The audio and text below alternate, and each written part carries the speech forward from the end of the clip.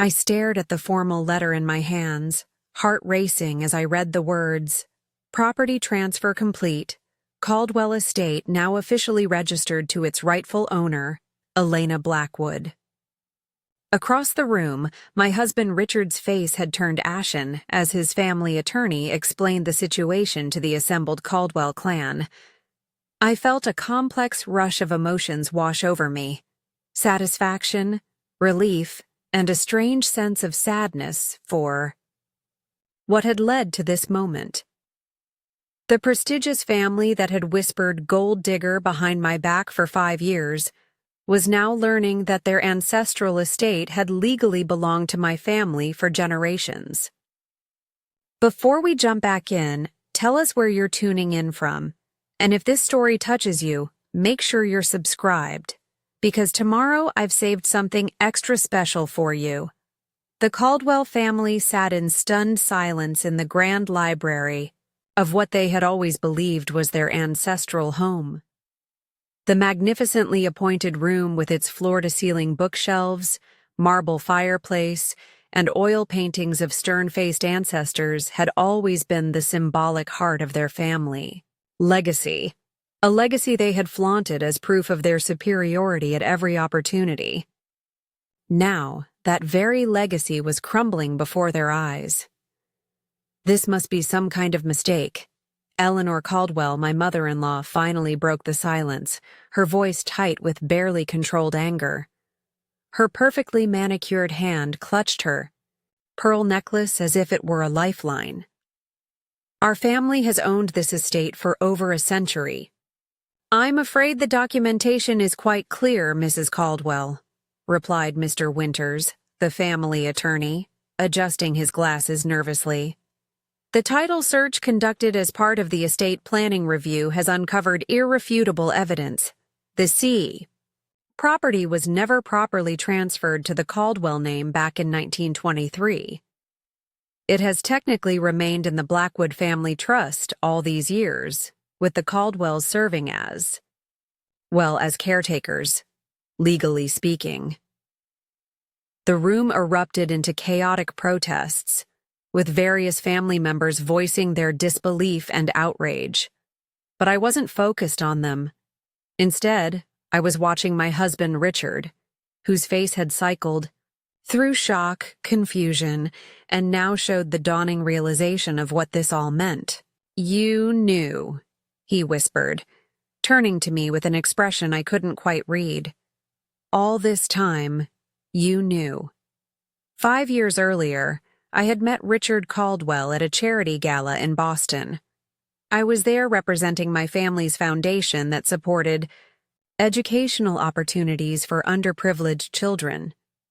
Despite coming from a wealthy family myself, I had chosen to keep a low profile, focusing on meaningful work rather than flaunting my background. My parents had raised me to believe that wealth was a responsibility, not a status symbol.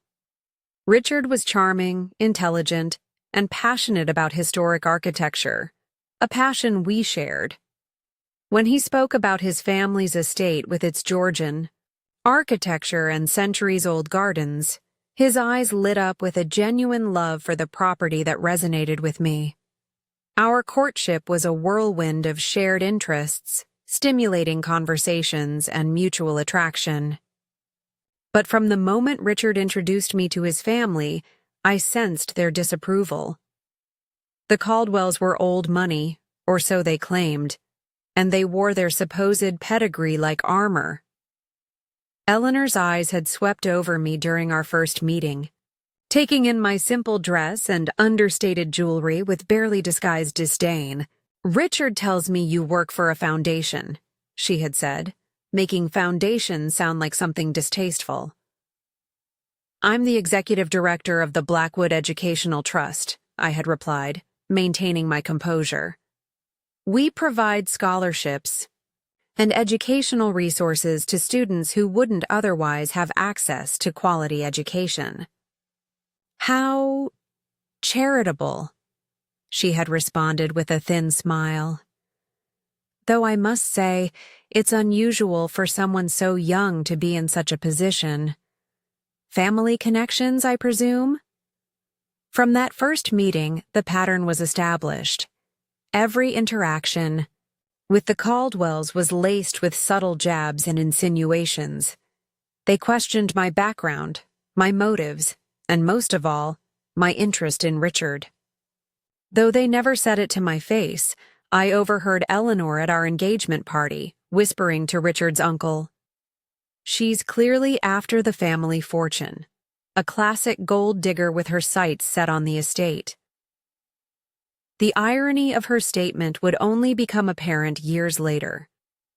Despite his family's obvious disapproval, Richard and I were married in a ceremony that the Caldwells managed to make both lavish and cold. Eleanor insisted on handling all the arrangements, effectively sidelining me from planning my own wedding. "It's tradition," she had explained with a smile that didn't reach her eyes. Caldwell brides have always deferred to the matriarch of the family in these matters. Following the wedding, Richard and I moved into a wing of the Caldwell Estate. It was Richard's idea. He was deeply attached to the property and had always expected to live there. I agreed, partly because I understood his connection to the place, but also because I was curious about the estate that had been in my family's historical records. My grandfather had mentioned the property once or twice during my childhood, referring to it as the old Blackwood place that had been temporarily out of family hands. I had assumed it was just the rambling of an old man remembering properties long sold. It wasn't until after my engagement to Richard, when I mentioned the coincidence to my family's attorneys, that they began discreetly looking into the matter. Life at Caldwell Estate was beautiful, but tense. The property itself was stunning. 90 acres of manicured gardens, woodland, and rolling pastures surrounding a magnificent Georgian manor house. Every morning, I would walk through the gardens, appreciating the centuries of care that had gone into creating such a harmonious landscape. But inside the house, the atmosphere was far from harmonious. We shared the massive residence with Eleanor, Richard's unmarried sister Margot, and occasionally his brother Thomas and his wife when they visited from New York. Eleanor ran the household with an iron fist, maintaining traditions and routines that had apparently been unchanged for generations. "The Caldwell breakfast is always served at 7:30 precisely," she informed me during my first week. "The family gathers in the morning room. Punctuality is expected. The East Wing sitting room is for family only when we have guests," she explained. "Another time. It contains too many valuable heirlooms to risk exposure to outsiders." I soon realized that despite my marriage to Richard, I was still considered an outsider. The servants, who Eleanor insisted on calling the staff, took their cues from her, treating me with polite deference but never the warmth or respect they showed to the Caldwells by birth. Richard was caught in the middle. He loved me, but he had been raised to revere family traditions and to respect his mother's authority within the household.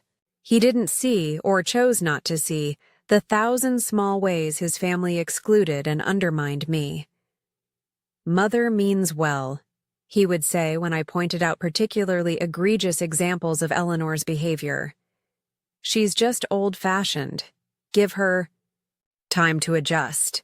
But as months turned into years, it became clear that Eleanor had no intention of adjusting. If anything, her campaign against me intensified, particularly after I suggested modernizing certain aspects of the estate management. The estate was running on outdated systems that were both inefficient and expensive to maintain. The ancient boiler system was costing a fortune in heating bills, and the property's accounts were still being managed through a combination of paper ledgers and archaic software. Having grown up in a family that took estate management seriously, I could see numerous ways to improve operations while preserving the property's historical integrity. The east wing could be much more energy efficient with updated insulation and a modern heating system, I suggested during a rare family dinner when the topic of the estate's expenses came up. It wouldn't affect the historical appearance at all and would save thousands in heating costs each winter. Eleanor looked at me as if I had suggested painting the ancestral portraits neon pink. This estate has stood for generations without your modernizations, she said icily. The Caldwells have always prioritized preservation over convenience. It's not about convenience, I tried to explain. It's about sustainability, making sure the estate can be maintained for future generations without draining its resources. I hardly think we need lectures on maintaining our family legacy from someone who's been a Caldwell for all of 3 years, Eleanor replied. Particularly someone with no understanding of the historical significance of properties like this one. Preparing and narrating this story took us a lot of time, so if you are enjoying it, subscribe to our channel. It means a lot to us. Now, back to the story. Richard placed a hand on mine under the table, a silent plea to drop the subject. I acquiesced, but the exchange left me frustrated and increasingly isolated. I had expertise to offer, a genuine desire to help preserve the estate for the future, but was being dismissed as an outsider with no right to an opinion. Meanwhile, my family's attorneys had been quietly investigating the property's history. The more they uncovered, the more remarkable the story became. The estate had originally been built by my ancestor, James Blackwood, in the late 18th century. It had remained in the Blackwood family until 1923, when my great-grandfather had temporarily leased it to Harrington Caldwell, Richard's great-grandfather, during a financial downturn. What should have been a 20-year lease somehow transformed, in the Caldwell family narrative, into outright ownership. The legal documents indicated that while the Caldwells had paid for the lease, the property had never been officially transferred. A clerical error, perhaps, or something more deliberate. The records weren't clear on that point. What was clear, however, was that legally, the estate had remained Blackwood property all along. The lease had expired in 1943, but by then, my great-grandfather had passed away, and in the chaos of the post-war years, the matter had somehow never been addressed. The Caldwells had continued to occupy the property, eventually coming to believe, or choosing to believe, that it was truly theirs. When my family's lawyers presented me with this information, I was stunned. My initial instinct was to discuss it immediately with Richard, to work together to find a solution that would respect both families' connections to the property. But before I could do so, an incident occurred that changed my approach entirely. I had been helping to organize a charity event in the estate's gardens, a rare allowance from Eleanor, who typically refused to have strangers tramping through the Caldwell grounds. The event was to raise funds for educational programs in Tadwazir underfunded schools, a cause close to my heart and central to my family's philanthropic mission. The day before the event, I overheard Eleanor, Margot, and Thomas's wife Victoria speaking in the morning room, unaware that I was approaching. "I still can't believe you allowed her to invite all these people to the estate," Victoria was saying. "Who knows what kind of damage they'll do?" "Richard insisted," Eleanor replied with a sigh. "He's still besotted with her, though heaven knows why. I've made it quite clear that this is a one-time concession." "At least it's for charity," Margot offered. "Though I suspect it's as much about her playing the benevolent lady of the manor as actual philanthropy. Classic gold digger behavior, using our family name and property to elevate herself socially." "Precisely," Eleanor agreed. "She's not content with having secured a Caldwell husband and a place in this house. Now she wants to present herself as the mistress of Caldwell Estate. As if a Blackwood could ever understand what this property means to our family. I froze outside the door, their words hitting me like physical blows. The casual cruelty, the dismissal of my work and motivations, and most of all, the irony of their possessiveness over a property that had never truly been theirs. It was too much. In that moment, something shifted within me. I had spent years trying to prove myself worthy of the Caldwell name, trying to contribute meaningfully to a family that had no intention of ever accepting me. I had suppressed my knowledge, my capabilities, and increasingly my own identity in an attempt to fit into their world. No more. I didn't confront them immediately. Instead, I channeled my hurt and anger into a different approach. If the Caldwells wanted to treat me as an outsider despite my marriage into their family, then I would stop trying to be something I wasn't. I would reclaim my identity as Elena Blackwood, not just Richard's wife, but a woman with her own heritage, expertise, and purpose. I contacted my family's attorneys and gave them permission to proceed with formally establishing the Blackwood claim to the estate. It wasn't about taking the property from the Caldwells, at least not entirely. It was about truth, about correction of a historical wrong. And yes, if I'm being honest, it was also about finally commanding the respect that had been denied me for years. Over the next several months, I focused on two parallel tracks. First, I continued my work with the Blackwood Educational Trust, expanding our programs and increasing our impact. This work had always given me purpose and satisfaction, and throwing myself into it helped balance the tension of my home life. Second, I began to assert myself more at the estate. I no longer deferred to Eleanor on household matters that rightfully fell under my purview as Richard's wife. I redecorated our wing of the house to better reflect our personal taste rather than adhering to the rigid Caldwell aesthetic Eleanor insisted upon. I invited my own friends and colleagues to the house without seeking Eleanor's approval. These small acts of independence were met with icy disapproval from my in-laws, but I no longer cared. Richard, to his credit, supported me more often than not, though he remained bewildered by the escalating tension between his wife and his family. "I don't understand why you can't just try a little harder to fit in," he said one night after a particularly frosty dinner. "My family has certain ways of doing things, traditions that mean a lot to them."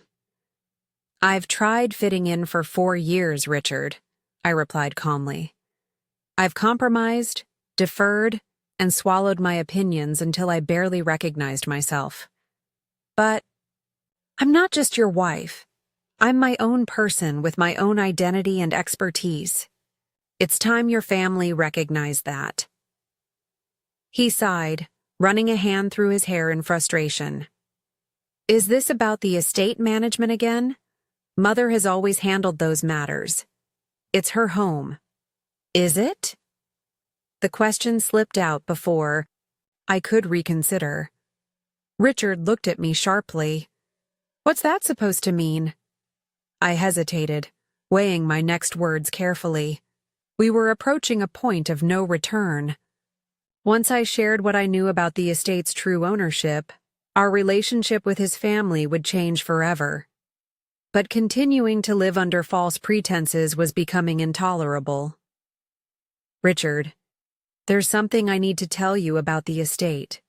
Something I've recently discovered." Before I could continue, we were interrupted by a knock at the door. It was Eleanor's personal maid, informing us that there was an urgent family matter requiring Richard's attention. The conversation was postponed, And in the chaotic weeks that followed, with Thomas facing a business crisis that threatened the family investments, the right moment to resume it never seemed to arrive. Meanwhile, the legal process continued. My attorneys prepared the documentation necessary to formally establish the Blackwood claim to the property. They assured me that the case was solid, the historical records were clear, and the legal principle was straightforward. The estate had never been legally transferred to the Caldwells. Therefore, it remained Blackwood property. I instructed them to proceed with sensitivity. This wasn't about evicting the Caldwells or causing a public scandal. I wanted a controlled private resolution that would allow for a dignified transition, whatever form that might take. Despite everything, I still cared for Richard and didn't want to destroy his family's sense of identity, which was so tied to this place. My attorneys proposed a meeting with the Caldwell family and their legal representatives to present our findings and discuss potential resolutions. I agreed, thinking this would finally force the conversation with Richard that had been too long delayed. But once again, events overtook my plans. A week before the scheduled meeting, I overheard another conversation, this one between Richard and his mother in the library. I had come looking for a book and paused outside the partially open door when I heard my name. "Need to protect ourselves from Elena," Eleanor was saying, her voice urgent. "Thomas's sources at the bank indicate she's been meeting with attorneys, specializing in property law. I'm telling you, Richard, she's planning something." "That's ridiculous, Mother," Richard replied, though he sounded less certain than I would have hoped. "Elena would never—" "Open your eyes." Eleanor's voice was sharp with frustration. She's been different these past months, more assertive, less willing to respect our ways. And now these secretive legal consultations? She married you for the Caldwell name and property, and now she's maneuvering to secure her position. There was a pause before Richard responded, his voice lower now. "What are you suggesting?" "We need to protect the estate," Eleanor said firmly. "I've spoken with Mr. Winters. He suggests we transfer the property into a more secure trust immediately, one that specifically excludes spouses of less than 10 years standing. It's simply a precaution." My heart pounded as I waited for Richard's response. Surely he would defend me, reject his mother's paranoid scheme. "I don't know, Mother," he said finally. "It seems extreme. Elena is my wife." "A wife who has been meeting with property lawyers behind your back," Eleanor countered. "Richard, I'm not asking you to divorce her, just to protect what has been in our family for generations. If she's as innocent as you believe, she'll never even need to know about the trust arrangement." Another long pause. "Let me think about it," Richard said eventually. I backed away from the door, my mind racing. They were planning to legally maneuver to exclude me, based on suspicions that were ironically close to the truth, but twisted into something malicious. And Richard. Richard hadn't immediately rejected the idea. He was considering it. That night, I called my attorneys and instructed them to accelerate our timeline. The meeting would need to happen immediately, before the Caldwells could make any moves to further complicate the property's status. Which brings us to this moment, in the library of what was about to be officially recognized as Blackwood Estate once more. As the family's protests died down, I finally spoke, addressing not just Richard but all the assembled Caldwells. "I didn't know when I married Richard," I began, keeping my voice calm and even. "It was only after I mentioned the coincidence of my family once owning a property with the same name that my family's attorneys began looking into the historical records. What they found was unexpected, to say the least.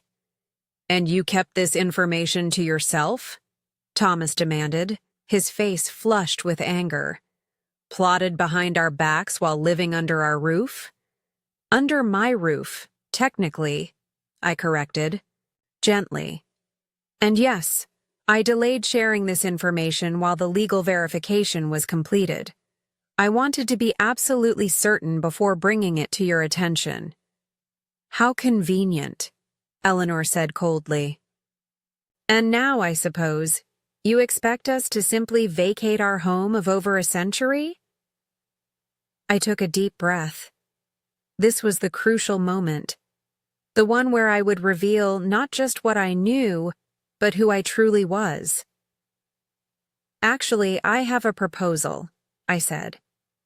One that respects both the legal reality and the deep connection your family has to this property. The room fell silent, all eyes fixed on me with varying degrees of suspicion and disbelief. I propose a formal acknowledgement of the estate's rightful ownership, followed by the establishment of a joint family trust. The Blackwood Caldwell Heritage Trust would legally recognize both families' historical connections to the property while ensuring it remains preserved for future generations. I paused, looking directly at Eleanor. No one would be required to leave. The estate is large enough to accommodate both families, just as it has for the past 5 years. The difference would be one of mutual respect and shared governance rather than the current arrangement. And if we refuse? Margot asked, her voice brittle with tension. Then my attorneys are prepared to proceed with a full legal claim, I replied honestly. But I sincerely hope it doesn't come to that. Despite everything, I believe we can find a path forward that honors the truth while preserving what matters most to all of us. Throughout this exchange, Richard had remained silent, his expression unreadable. Now he turned to me, his voice low but steady. You could have told me, Elena, before it came to this public revelation. The hurt in his eyes was genuine, and for a moment, I second-guessed my approach. But then I remembered the conversation I had overheard between him and Eleanor, his willingness to consider legally excluding me from the estate. I tried, I said simply. But when I learned that you were considering your mother's suggestion to place the estate in a trust that would specifically exclude me, I realized I needed to protect myself and my family's legacy. Richard's eyes widened in surprise, then narrowed in understanding. You overheard. I did. A tense silence fell between us, the weight of unspoken feelings and betrayals hanging in the air. Around us, the rest of the family watched with a mixture of shock, anger, and, in a few cases, a dawning respect. Mr. Winters, the family attorney, cleared his throat uncomfortably. For what it's worth, he said, addressing the room, I have reviewed the documentation provided by Ms. Blackwood's attorneys. Their claim appears to be legally sound. The property transfer to Harrington Caldwell in 1923 was indeed never properly completed. This is preposterous, Eleanor declared, standing abruptly. We will fight this absurd claim with every resource at our disposal. You would be fighting historical fact, Mother, Richard said quietly, surprising everyone. If what Elena and Mr. Winters say is true, and I have no reason to doubt either of them, then this estate has never legally belonged to our family. He turned to look at me, his expression complex, hurt mixed with a reluctant admiration. All this time, he said softly, we called you a gold digger.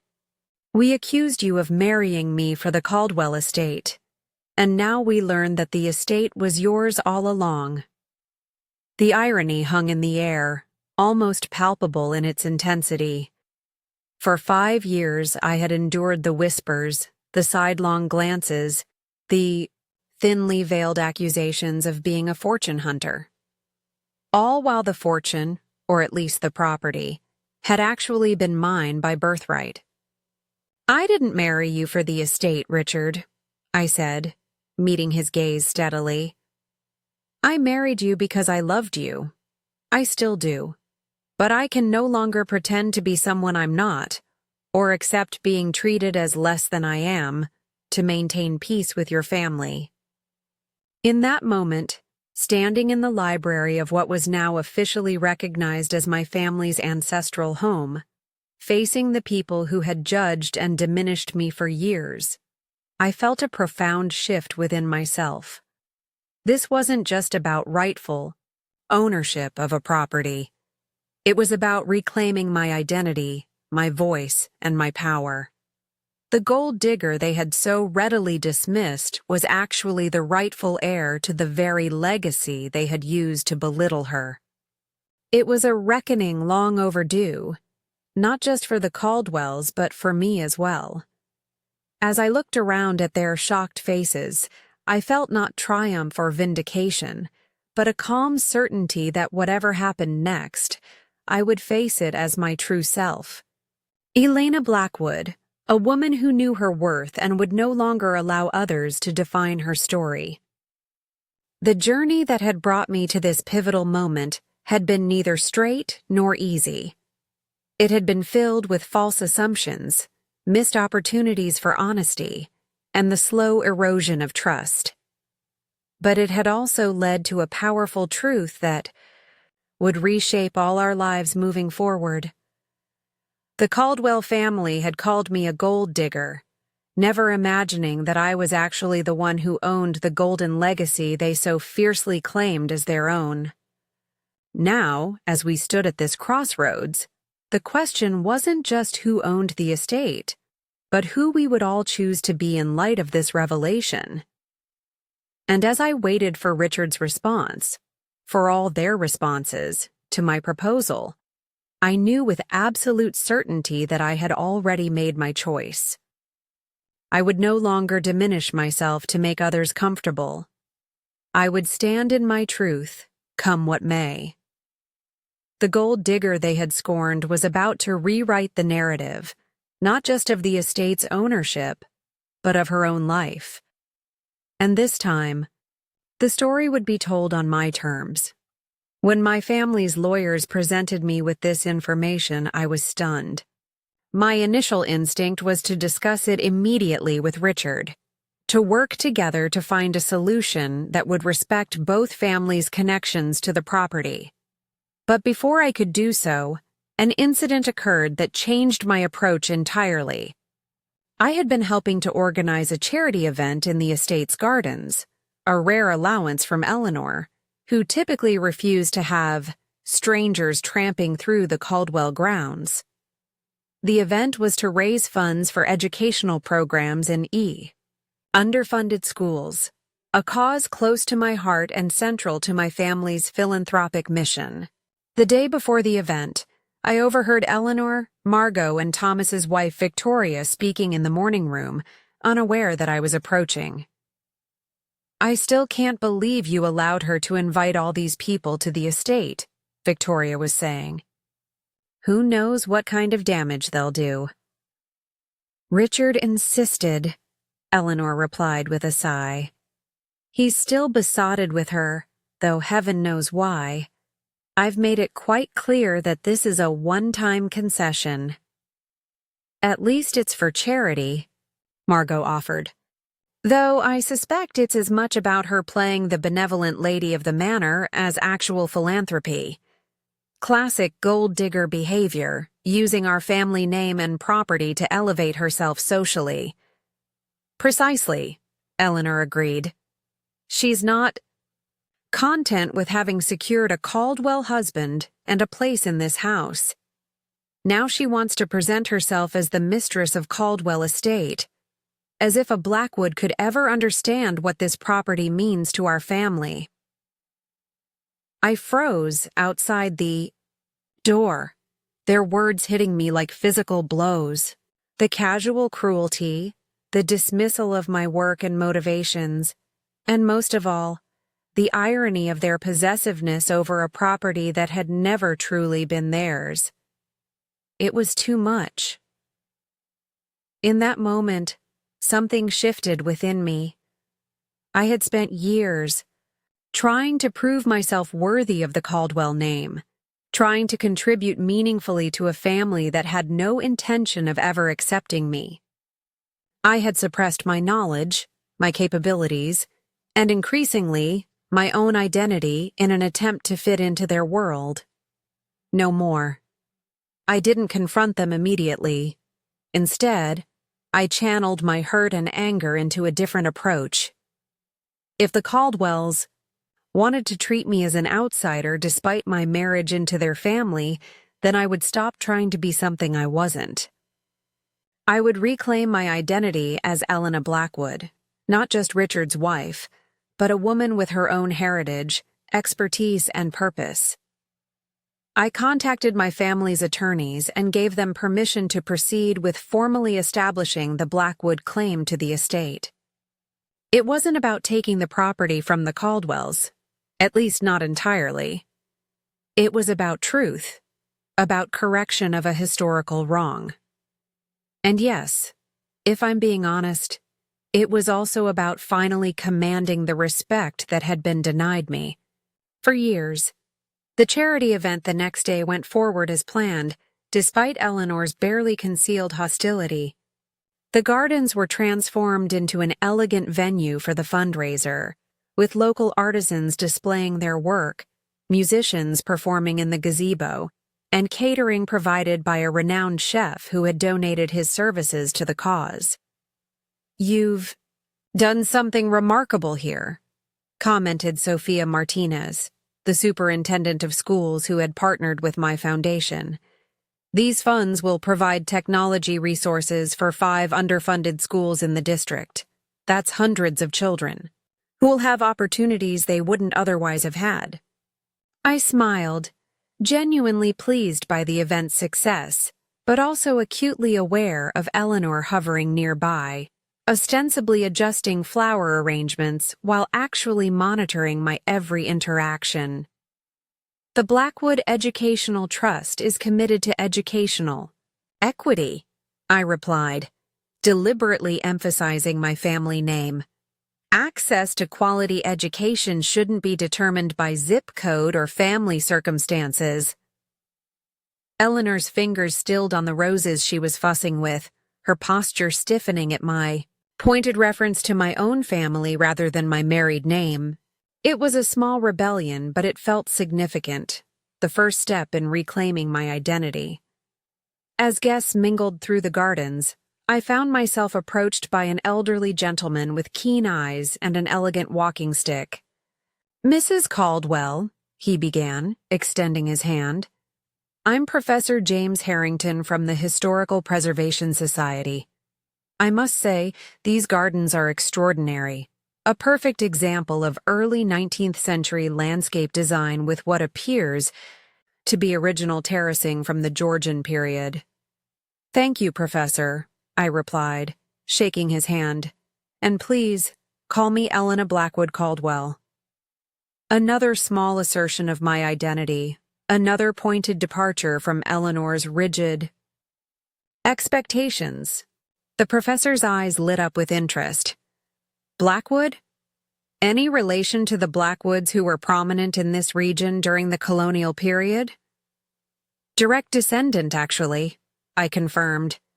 "James Blackwood was my ancestor." "Fascinating. You know, there's a collection of his papers in the university archives. Brilliant man. An architect and botanist who designed several significant estates in the area." He glanced around appreciatively. "Including, if I'm not mistaken, elements of this very property. The terraced rose garden has his distinctive approach." Eleanor, who had edged closer to eavesdrop on our conversation, could no longer contain herself. "I believe you're mistaken, Professor," she interjected with a tight smile. The Caldwell Estate has been in our family for generations. Any design elements would have been commissioned by my husband's ancestors. The professor looked, momentarily confused. Oh? I was under the impression that this property was originally the Blackwood Estate. There are extensive design notes and sketches in James Blackwood's papers regarding this property specifically. The awkward silence that followed was broken by Richard's timely arrival with fresh champagne for us all. I see you've met Professor Harrington, one of the region's foremost historical experts, he said smoothly, seemingly oblivious to the tension. Yes, we were just discussing the property's historical features, I replied, accepting the glass with a grateful smile. Wonderful. Perhaps we could give the professor a tour of the house later. Some of the architectural details in the main hall are particularly impressive. Eleanor's face had gone rigid, but she couldn't object without appearing rude in front of a distinguished guest. Of course, she said with visible effort, though perhaps another day would be more appropriate, given the event currently underway. The professor, sensing the undercurrents, tactfully agreed to return for a proper tour another time, but not before handing me his card. I'd be fascinated to discuss your family history further, Mrs. Blackwood Caldwell. The Blackwood Archives contain remarkable historical documentation that might interest you. As he moved away to examine a particularly fine specimen of heritage roses, Eleanor turned to me with cold fury in her eyes. Blackwood Caldwell? Since when have you hyphenated your name? I've always maintained my family identity, Eleanor, I replied calmly. It simply hasn't been relevant to mention in most social contexts here. And inviting this professor to examine our home, encouraging his ridiculous notions about Blackwood connections to our family property? Really, Elena, I expected better, even from you. Richard looked between us, confusion evident on his face. Mother, it's just historical interest. The professor is a respected academic, not some random interloper. That's hardly the point, Eleanor snapped. Your wife is deliberately highlighting her family connections while diminishing ours. On our own property, no less. The irony of her statement was almost too much to bear, given what I now knew about the estate's true ownership. But I held my tongue, unwilling to reveal my hand before all the legal preparations were complete. I think we're making too much of a simple introduction, Richard said, attempting to diffuse the situation. Let's focus on the success of the event. The turnout is impressive, and the foundation will benefit significantly. Eleanor merely pressed her lips together in a thin line and excused herself to attend to other guests, her disapproval radiating from every line of her rigid posture. Don't mind, Mother, Richard murmured once she was out of earshot. She's just protective of family history. Family history is precisely what concerns me, I replied enigmatically, sipping my champagne and gazing out over the gardens that my ancestor had designed nearly 2 centuries earlier. In the weeks following the charity event, I pursued dual paths with renewed determination. By day, I expanded my work with the Blackwood Educational Trust, launching new programs and securing additional funding from like-minded philanthropists. This work had always given me purpose and satisfaction, a realm where my expertise was valued rather than dismissed. By night, I immersed myself in research, working closely with Professor Harrington to uncover more about my family's historical connection to the estate. The university archives proved to be a treasure trove of information: detailed architectural plans, correspondence between James Blackwood and various craftsmen, botanical sketches for the gardens, and most significantly, the original lease. Agreement between my great-grandfather and Harrington Caldwell. This is quite extraordinary, Professor Harrington commented as we examined the documents together in the university's climate-controlled archive room. The lease terms are absolutely clear. A 20-year arrangement with specific provisions for maintenance and preservation of the property's historical features. There's no provision for transfer of ownership anywhere in the document. And yet the Caldwells have occupied the property for a century, believing it to be rightfully theirs, I mused, running my finger along the faded script of my great-grandfather's signature. Not an uncommon occurrence with historic properties, especially during turbulent periods, the professor observed. The post-war years saw many such. Administrative oversights, records lost, agreements forgotten or misinterpreted. The question is, what do you intend to do with this information, my dear? It was a question I had been grappling with myself. The legal case was clear. The property was rightfully Blackwood heritage, not Caldwell. But the human implications were complex. Despite their treatment of me, the Caldwells had a century of emotional investment in the estate. And then there was Richard, caught between his wife and his family, between truth and the narrative he'd been raised to believe. I'm not entirely sure yet, I admitted. But I believe truth has value in itself, don't you, Professor? He nodded, sagely, his eyes kind behind his spectacles. Indeed it does, though truth wielded without compassion can be as destructive as any lie. Whatever you decide, I hope you'll consider the preservation of the estate itself. It's a remarkable historical treasure, regardless of whose name is on the deed. His words stayed with me as I continued to navigate my increasingly complicated life at the estate. I had begun asserting myself more boldly, no longer deferring to Eleanor on household matters or suppressing my own opinions to maintain peace. This new approach was met with icy disapproval from my in-laws, but a curious mix of confusion and admiration from Richard. "You've changed," he remarked one evening as we prepared for bed. "There's a confidence about you lately that's different." Not changed," I corrected gently. "Just no longer hiding parts of myself to make others comfortable. I've spent years trying to fit into your family's mold, Richard. It hasn't worked, and it's been exhausting." He sat on the edge of our bed, his expression troubled. "Mother says you've been deliberately antagonistic, flaunting your family connections, inviting outsiders to examine the estate without consulting her." "By outsiders, you mean respected historical experts? And by consulting her, you mean asking permission to explore the history of a property I live in and have every right to understand?" I countered, keeping my voice level despite my frustration. "It's not that simple, Elena. This estate means everything to my family. Their identity, their heritage. It's all bound up in this place." I sat beside him, taking his hand in mine. "I understand that better than you know. Heritage and identity are precious. That's precisely why I've been exploring my own family history more deeply." He looked at me quizzically. "What does your family have to do with any of this?"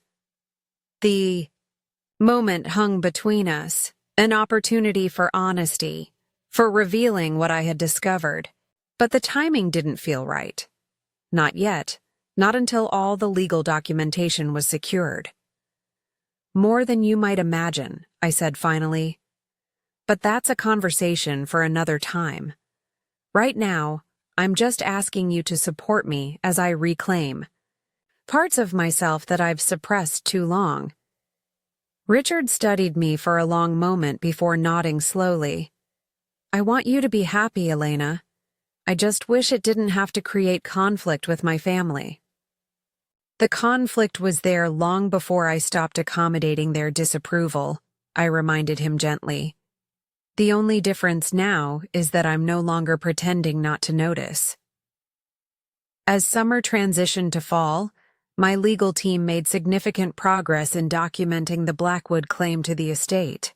The historical evidence was overwhelming, and the legal principle was clear. The property had never been formally transferred to the Caldwells, regardless of how long they had occupied it.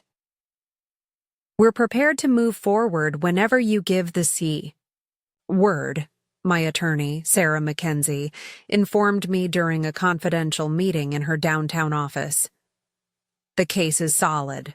The court would almost certainly rule in your favor. And the potential for a negotiated settlement? Something that acknowledges the Blackwood ownership while allowing for a transition that respects the Caldwells' long association with the property. Sarah considered this, tapping her pen thoughtfully against her legal pad. Possible, but it would require the Caldwells to accept the fundamental premise that the estate is legally yours. Given what you've told me about your mother-in-law, that seems unlikely without legal pressure. She was right, of course. Eleanor would never voluntarily acknowledge any claim that threatened her family's perceived ownership. The truth would have to be forced into the open, however uncomfortable the process might be. Prepare everything, I instructed.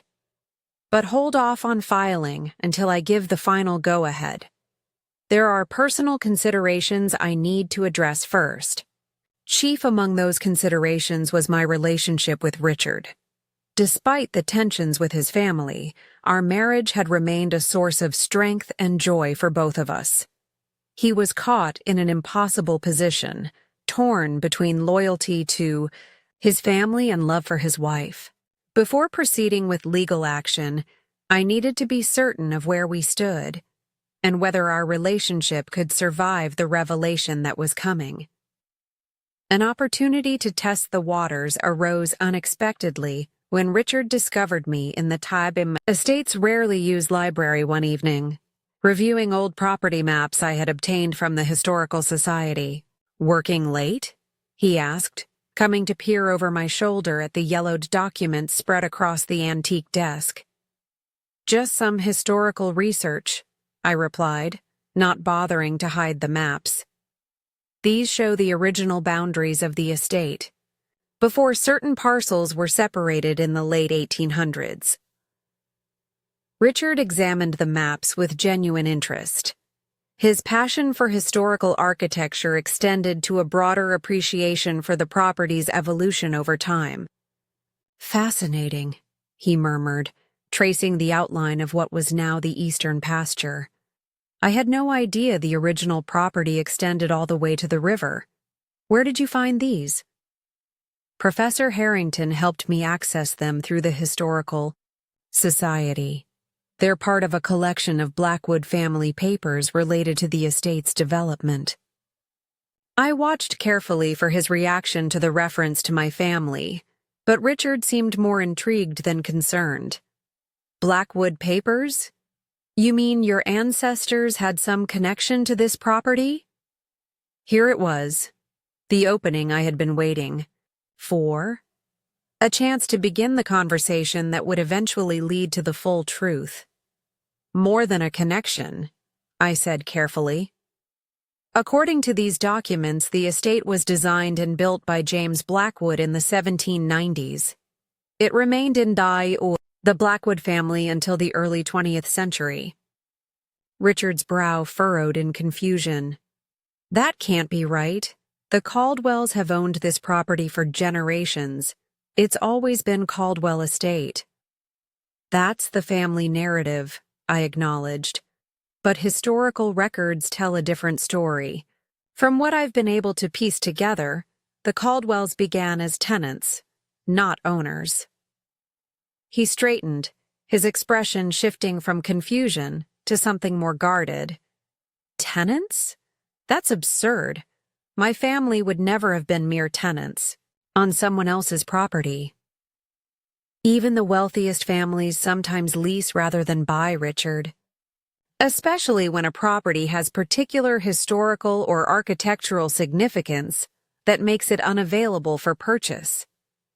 And you've just happened to become interested in all this recently, digging into property records and old maps that supposedly contradict my family's entire understanding of their own history? There was an edge to his voice now, a defensive note I had anticipated. I became interested when I learned my family might have a historical connection to the place I now call home, I replied evenly. Wouldn't you be curious if the situations were reversed?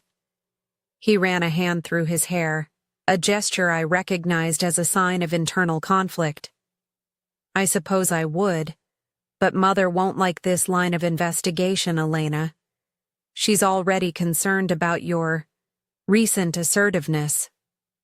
I'm not doing this for Eleanor's approval, I said, more sharply than intended. Taking a breath, I softened my tone. This is about understanding my own heritage and its connection to a place that matters to me. Surely that's something you can understand. Richard was silent for a long moment, studying my face as if seeing me in a new light. You're serious about this, aren't you?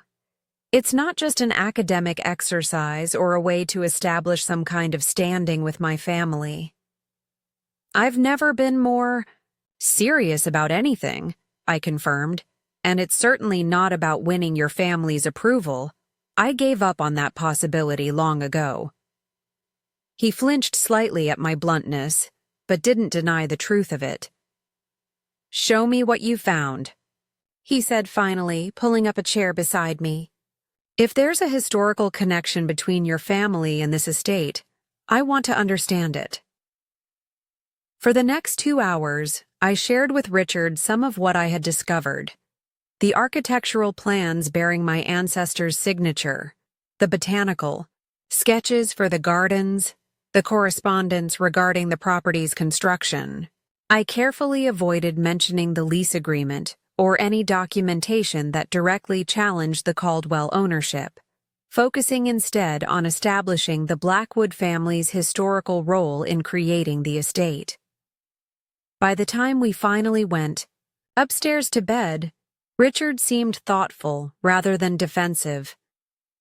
It's remarkable, really, he said as we prepared for sleep. To think that your ancestor might have designed the very house we live in, almost as if our families were destined to reconnect through our marriage. If only it were that simple, I thought but didn't say. The fuller truth, that the reconnection was more accurately characterized as a reclamation of what had never legally ceased to be Blackwood property, would have to wait for another day. But the conversation had given me hope that when that day came, Richard might be able to see beyond the immediate shock to understand the larger significance of what I had discovered.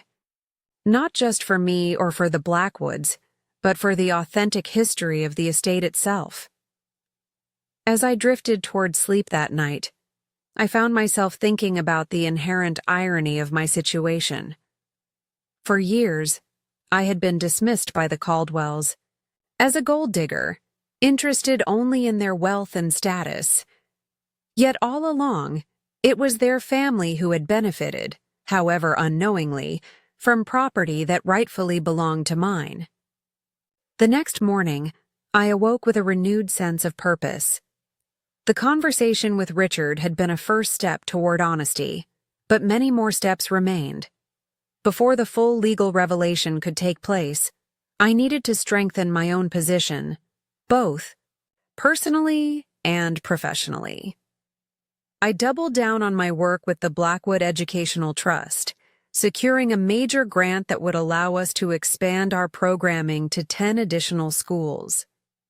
This professional success brought media attention, which in turn raised my profile in social and philanthropic circles. Articles in regional publications highlighted both my work and my family background, including subtle references to the historic Blackwood legacy in the region. Eleanor's reaction to this increased visibility was predictably cold. "Must you flaunt yourself in the press?" she remarked one morning, tossing aside a magazine that featured a profile of my work. "It's unseemly for a Caldwell to seek such attention." "I'm not seeking attention for myself, Eleanor," I replied calmly, continuing to butter my toast. "I'm raising awareness for educational initiatives that will help hundreds of children access opportunities they deserve. And, coincidentally, promoting the Blackwood name at every turn," she countered. "Don't think I haven't noticed your deliberate emphasis on your maiden name in these interviews. It's disrespectful to Richard and to this family." I set down my knife, meeting her gaze steadily. "My work with the Blackwood Trust predates my marriage to Richard. It's not about disrespect. It's about continuity and authenticity in my professional life." "Authenticity," she repeated, making the word sound like an accusation. "Is that what you call this campaign to elevate your family name at the expense of ours?" Richard, who had been quietly eating his breakfast throughout this exchange, finally intervened. "Mother, Elena's work is important and deserves recognition, and her family heritage is as legitimate as ours, even if less familiar in our social circles."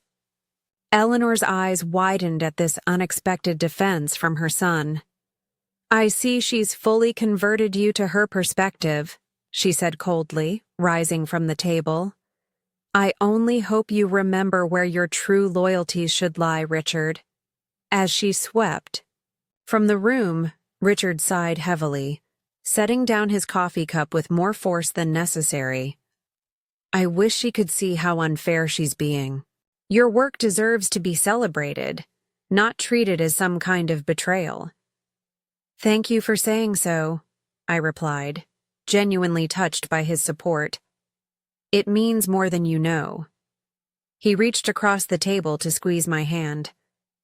"I may not always understand everything you're passionate about, Elena, but I'm proud of what you're accomplishing, and I'm beginning to see how difficult these years have been for you, trying to fit into my family's expectations while suppressing your own identity and goals." His words were balm to my soul after years of isolation within the Caldwell family. Dynamic. For the first time, Richard seemed to truly see the strain their treatment had placed on me, and more importantly, to recognize it as unjust rather than simply expecting me to endure it for the sake of family harmony. That evening, as we dressed for yet another of Eleanor's meticulously orchestrated dinner parties, Richard surprised me by suggesting we make an announcement. "I've been thinking about your foundation work," he said, adjusting his tie in the mirror. "What would you think about the Caldwells making a significant donation to the Blackwood Educational Trust? It would be a tangible show of support for your work, and honestly, it's a worthy cause that aligns with responsible philanthropy." I paused in the midst of fastening my necklace, studying his reflection in the mirror. "That's unexpected. And generous. But are you sure Eleanor would approve such a move?" He turned to face me, his expression determined. "It's not entirely up to Eleanor. Part of the family portfolio is under my direct management. I can allocate those funds as I see fit, and I choose to support my wife's important work." The gesture was meaningful beyond the financial impact. It represented Richard publicly aligning himself with me and my professional identity, rather than defaulting to his family's preferences. It was a declaration of partnership that had been missing for too long in our marriage. "I would be honored," I said simply, touching his cheek in gratitude. The announcement at dinner produced exactly the reaction I had anticipated. Thinly veiled outrage from Eleanor, poorly concealed shock from the other family members, and polite approval from the dinner guests who recognized a significant philanthropic commitment when they heard one. The Caldwell family is proud to support the Blackwood Educational Trust with a donation of $1 million, Richard announced, raising his glass in a toast. Elena's leadership has transformed educational opportunities for underprivileged children across the region, and it's time her own family acknowledged the importance of this work. As conversation buzzed around the table, Eleanor's eyes met mine across the floral centerpiece, her gaze cold with fury. In that moment, I knew we had crossed a line from which there would be no return. By publicly linking the Caldwell name and resources to my independent work conducted under my family name, Richard had made a choice that Eleanor would view as nothing short of betrayal. But it wasn't betrayal. It was simply the beginning of a rebalancing that was long overdue. A recognition that I brought value to the marriage beyond simply conforming to Caldwell expectations. A step toward the greater truth that would soon reshape all our lives. As the evening drew to a close and guests began to depart, I found myself standing on the terrace, gazing out over the moonlit gardens that my ancestor had designed so many generations ago. Soon, very soon, the full truth about this property would come to light. The Caldwells would have to confront a reality that contradicted everything they believed about their family legacy. Richard would have to decide where he truly stood, with the comfortable fiction his family had maintained for a century, or with the documented truth that his wife represented. And I would finally step fully into my own identity, not as an interloper or a gold digger, or even simply as Richard's wife, but as Elena Blackwood, rightful heir to the legacy beneath our feet. The path ahead would not be easy for any of us, but as I stood there in the moonlight, I felt a profound certainty that it was the only path that honored the truth. And in the end, truth was the only foundation strong enough to build a future worth having, for the estate, for my marriage, and for myself. The gleaming offices of Winters, Hamilton and Associates occupied the top floor of a downtown high-rise, offering sweeping views of the city skyline. As Richard and I rode the elevator in tense silence, I mentally prepared for what promised to be one of the most challenging negotiations of my life. My entire future, our future, hinged on finding a resolution that acknowledged historical truth while preserving the relationships that mattered most. The path forward wasn't about replacing one family's claim with another's, but about weaving together the threads of both histories into a more complete and honest tapestry. As the meeting concluded with handshakes and formal signatures, I felt not victory but resolution, the beginning of a new chapter rather than the end of a contentious story. The estate that had been a battleground would now become a shared legacy, its future secured through mutual recognition and respect rather than one-sided control. Richard and I drove back to the estate in companionable silence, both processing the momentous changes set in motion by the day's agreement. As we passed through the ornate gates that had always borne the Caldwell crest, I imagined the subtle modifications that would soon acknowledge the property's dual heritage, not erasing the century of Caldwell presence, but adding back the Blackwood foundation that had been deliberately obscured. "What are you thinking?" Richard asked as we approached the main house, its Georgian facade glowing warmly in the late afternoon sun. "That some journeys come full circle in ways we never anticipate," I replied. "When I first came here as your fiancé, I felt the weight of Caldwell history and tradition as something foreign, something I needed to adapt to. Now I realize that my own heritage was woven into these walls and gardens all along, waiting to be rediscovered." He reached across to take my hand. "I'm sorry, Elena, for not seeing it sooner, for not questioning the narrative I'd been raised with, for allowing my family's prejudices to shape how I sometimes saw you. We all inherited stories we didn't create, I said gently. What matters is how we respond when those stories are revealed to be incomplete or untrue. As we entered the house, now officially recognized as Blackwood Caldwell Estate, though that new designation remained our private knowledge for now, Eleanor was waiting in the entrance hall, her posture rigid with barely contained emotion. "The papers are signed, then?" she asked, though she clearly knew the answer. "Yes," Richard confirmed. "The trust has been established. The lawyers will file the necessary documentation next week." She nodded stiffly, her gaze sliding past him to fix on me. "I hope you're satisfied, Elena. A century of Caldwell history and tradition, reduced to a compromise with an upstart claim." "Not reduced, Eleanor," I corrected gently. "Expanded.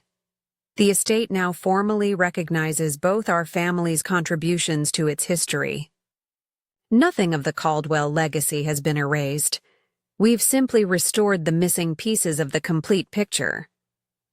"Pretty words to disguise an ugly truth," she retorted. "You saw an opportunity and exploited it, just as I always suspected you would." Rather than rising to this provocation, I regarded her with newfound compassion. Eleanor's entire identity was built around her position as matriarch of Caldwell Estate, the keeper of family tradition and status. The revelation that this foundation was built on historical omission threatened not just her social standing, but her sense of self. "I understand this is difficult for you," I acknowledged. "Change always is, especially when it challenges long-held beliefs. But I hope with time you'll come to see that acknowledging the full history of this place doesn't diminish your family's connection to it. It simply creates a more honest foundation for moving forward." Without waiting for her response, likely to be another barb born of wounded pride, I moved past her toward the stairs, heading for the sanctuary of the rooms Richard and I shared. There would be time for further conversations, for the gradual process of building a new dynamic based on truth rather than convenient fiction. But for now, I needed space to process the day's achievements and prepare for the work ahead. Later that evening, Richard found me in the garden room, watching the sunset paint the landscape in shades of gold and amber. He sat beside me on the window seat, his expression thoughtful. "Mother has locked herself in her rooms," he reported. "Thomas and Victoria have returned to the city. Margot is processing. It will take time for everyone to adjust to the new reality." "I expected nothing less," I replied.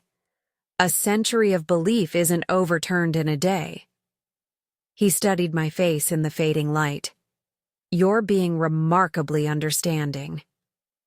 "About their reaction. Most people in your position would be, I don't know, gloating, triumphant." I considered this, trying to articulate the complex emotions that had replaced my initial desire for vindication. "I've spent 5 years as an outsider in this house, Richard, being dismissed, judged, made to feel less than. I know how it feels to have your sense of place and belonging questioned.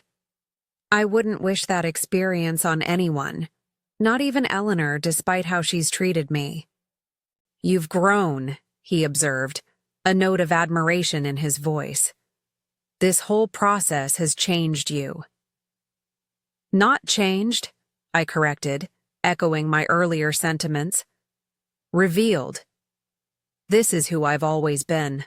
A woman with her own heritage, her own strength, her own worth independent of Caldwell approval. The difference is that now I know it, and so do you." He nodded slowly, acknowledging the truth in my words. "So what happens now?" "Practically speaking, with the trust established but the transition period just beginning, It was a valid question. The legal framework was in place, but the day-to-day reality of shared governance had yet to be defined. How would two families, with a century of imbalanced power dynamics, forge a genuine partnership? Now we begin the real work, I replied. Creating processes for making decisions together. Documenting the complete history of the estate, both Blackwood origins and Caldwell contributions. Finding ways to honor both our families' connections to this place without either overshadowing the other. It won't be easy, Richard cautioned. Mother will resist at every turn. Thomas will scrutinize every decision for perceived slights to Caldwell authority. I'm not expecting easy, I assured him. Just worthwhile. This estate deserves to have its full history acknowledged. Our families deserve the opportunity to move forward based on truth rather than convenient fiction.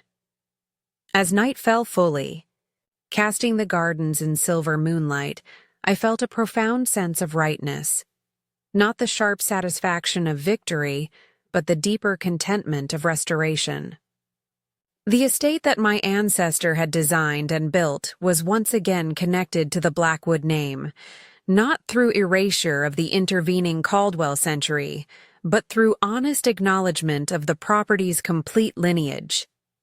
The woman they had, called a gold digger, had turned out to be the rightful heir to a legacy they had claimed as exclusively their own. But rather than using that revelation to displace or humiliate, I had chosen a path of integration and reconciliation, creating a future for the estate that honored all those who had contributed to its story. In doing so, I had not only reclaimed my family's historical connection to the property, but also my own sense of self-worth. No longer defined by the Caldwells' dismissive judgment or Eleanor's cutting remarks, I stood in my truth. Elena Blackwood Caldwell, connected to this place by both marriage and birthright, with every legitimate claim to belong exactly where I was. The gold digger they had scorned had revealed herself to be something far more significant, the keeper of a legacy they had never fully understood, and now a partner in preserving that legacy for generations yet to come. The morning after the agreement was signed, I woke early and slipped out for a solitary walk through the gardens. The sun was just cresting the horizon, painting the landscape in soft pinks and golds, the dew glistening on carefully tended roses that my ancestor had originally designed and the Caldwells had maintained for generations. In this peaceful moment, away from the tension still simmering in the house, I could appreciate the property as it truly was, not exclusively Blackwood or Caldwell, but a living testament to both families' care and commitment across the centuries. James Blackwood had envisioned these gardens, but Eleanor's dedicated preservation had ensured their survival. The Georgian architecture reflected my ancestors' elegant design sensibilities, while the Caldwells' careful maintenance had protected those features for 100 years. The estate was, in many ways, a physical manifestation of the truth I had been trying to establish. That acknowledgement of Blackwood origins didn't negate Caldwell contributions, that the complete history was richer and more meaningful than the partial narrative that had prevailed for so long. As I rounded the corner near the rose terraces, I was surprised to find Professor Harrington examining a particularly fine specimen of heritage roses, his notebook open as he sketched the distinctive bloom pattern. "Professor," I called in greeting, "what brings you here so early?" He looked up with a warm smile, clearly pleased to see me. "Ah, Mrs. Blackwood Caldwell. I hope you don't mind the intrusion. Mr. Winters contacted me yesterday evening, mentioned that I might now be welcome to conduct my historical documentation of the gardens. Something about a new understanding regarding the estate's heritage?" News traveled quickly in professional circles, it seemed. While the agreement included discretion regarding public announcements, it explicitly allowed for appropriate historical documentation within academic and preservation contexts, precisely the professor's area of expertise. "You're most welcome," I assured him. "In fact, I'd be grateful for your insights as we work to fully document the estate's complete history, both its Blackwood origins and its century of Caldwell stewardship." His eyes twinkled with scholarly enthusiasm. "A fascinating project. The integration of two family legacies into a cohesive historical narrative. Quite remarkable, especially given the unusual circumstances surrounding the property's transition between families." "Unusual is one way to put it," I acknowledged with a smile. "But we're focused now on moving forward with a complete understanding rather than dwelling on past misunderstandings." "Very wise," he approved. "History is always about perspective. Whose story gets told, whose contributions get recognized. The most honest accounts acknowledge all participants in their proper context." As we walked the garden paths together, with the professor pointing out features that particularly reflected James Blackwood's distinctive design approach, I felt a deepening connection to this place and its complex history. I was not simply Richard's wife living in the Caldwell home, nor was I now the Blackwood heir claiming exclusive ownership. I was part of an ongoing story, a steward responsible for ensuring that all chapters of the estate's history were preserved and honored. When we returned to the house for breakfast, we found Richard in the morning room, reviewing documents related to the trust establishment. He looked up with mild surprise at seeing the professor, but his greeting was cordial. "Professor Harrington, good morning. I see you've already connected with Elena." "Indeed. We've had a most illuminating walk through the Heritage Gardens. Your wife has a remarkable understanding of historical landscape design, a natural affinity, one might say, given her ancestral connection to the property." If the professor's casual acknowledgement of my ancestral connection troubled Richard, he showed no sign of it. "Elena sees things the rest of us miss," he agreed. "It's one of her many gifts." This simple affirmation, delivered without hesitation, in front of an outside observer, felt significant, a public acknowledgement of my legitimate connection to the estate and its history. Small steps, but meaningful ones in establishing a new dynamic based on truth rather than convenient fiction. As we settled for breakfast, Eleanor entered the room, pausing briefly at the doorway when she registered the professor's presence. Her natural instinct to protect Caldwell property from outside scrutiny visibly warred with the new reality established by yesterday's agreement. "Professor Harrington," she acknowledged stiffly. "I wasn't aware we were expecting visitors this morning." "The professor is conducting historical documentation of the gardens," I explained, maintaining a tone of respectful collegiality despite the tension crackling between us. "As we discussed yesterday, appropriate academic and preservation activities are fully aligned with the Trust's mission to honor the estate's complete history." Eleanor's lips thinned, but she offered no direct objection. This, too, represented progress. However reluctant, she was beginning to operate within the framework established by our agreement rather than simply rejecting my authority outright. "Perhaps you'd like to share some of your insights regarding the garden preservation work over the years," I suggested, extending an olive branch. "The professor is documenting both the original Blackwood design elements and the subsequent Caldwell conservation efforts. Your perspective would be valuable." It was a deliberate strategy, acknowledging her expertise and contributions, inviting her participation as a respected authority rather than a displaced ruler. For a moment, she seemed prepared to refuse on principle, but the professor's genuine interest appeared to soften her resistance. The rose terraces required particular attention during the drought of '76, she began tentatively. We implemented a specialized irrigation system that preserved the historical planting patterns while ensuring the heritage varieties survived. Remarkable foresight, the professor commented appreciatively. Those heritage roses are among the finest examples of their period still thriving in the region. Their preservation represents a significant contribution to horticultural history. As Eleanor gradually warmed to the topic, sharing her extensive knowledge of the estate's gardens with an expert who genuinely valued her insights, I caught Richard watching me with newfound respect. He recognized what I was attempting. Not the erasure of Caldwell contributions, but their appropriate integration into the estate's complete historical narrative. This approach, acknowledgement rather than replacement, integration rather than dominance, would guide our path forward as we established the new joint governance of the estate. The transition wouldn't be smooth or simple, but this morning's small breakthrough suggested it was possible, given time and consistent goodwill.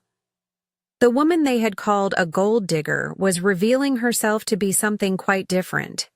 Not a taker, but a unifier, not seeking to claim exclusive ownership, but to establish mutual recognition. In doing so, I was creating a foundation for shared stewardship that honored both families' connections to this remarkable place.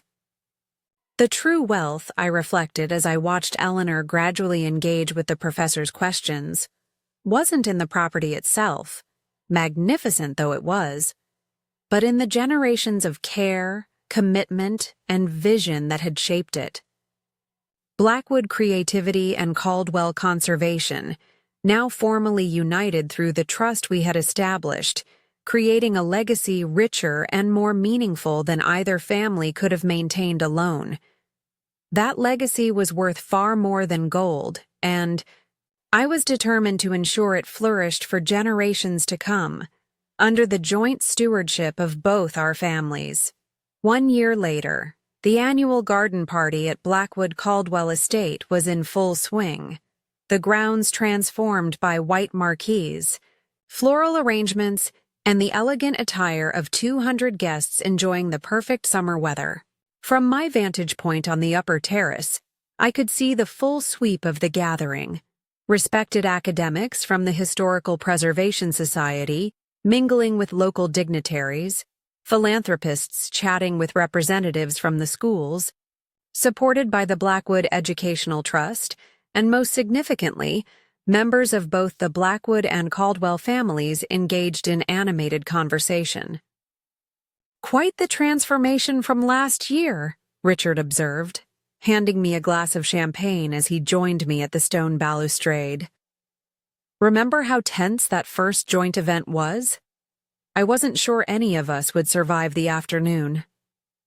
I smiled, recalling the awkward silences and forced politeness that had characterized the early days of our new arrangement. "We've come a long way in 12 months. Indeed we had.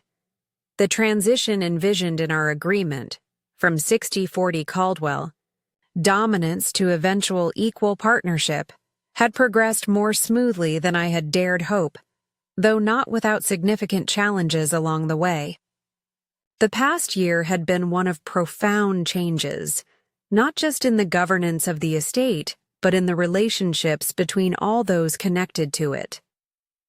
The trust structure we had established provided the legal framework, but the human dynamics required constant attention, patience, and occasional strategic intervention.